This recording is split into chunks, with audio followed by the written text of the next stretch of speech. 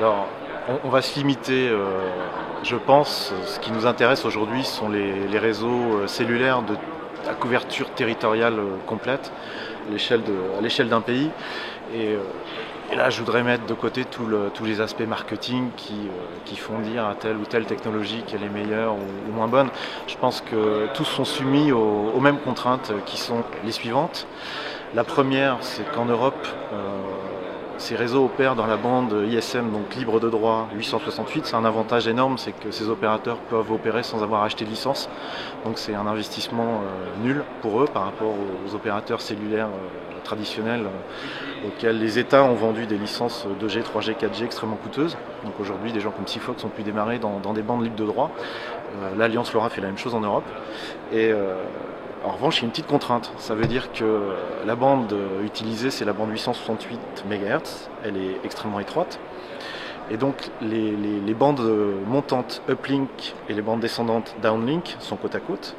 Et aujourd'hui, une base station, qu'elle soit chez Sigfox ou chez l'Alliance LoRa ou encore un autre, une base station n'est pas capable d'émettre vers un objet tout pendant qu'elle écoute le parc d'objets qui l'entourent avec le niveau de sensibilité qui la caractérise. Donc ça veut dire que la voie retour, elle coûte extrêmement cher en termes d'infrastructure, parce que pour délivrer un service de voie retour correct, il faut densifier le réseau pour qu'un objet soit vu par plusieurs base stations, et ça implique un investissement de la part de l'opérateur. Donc c'est vrai qu'en fonction de la stratégie d'investissement de l'opérateur, là encore quelle que soit la technologie utilisée, c'est pas vraiment une limitation de la technologie, c'est plutôt une problématique de topologie de réseau, d'investissement d'opérateur, qui va devoir densifier son réseau pour que les objets puissent être servis par des messages en bon retour.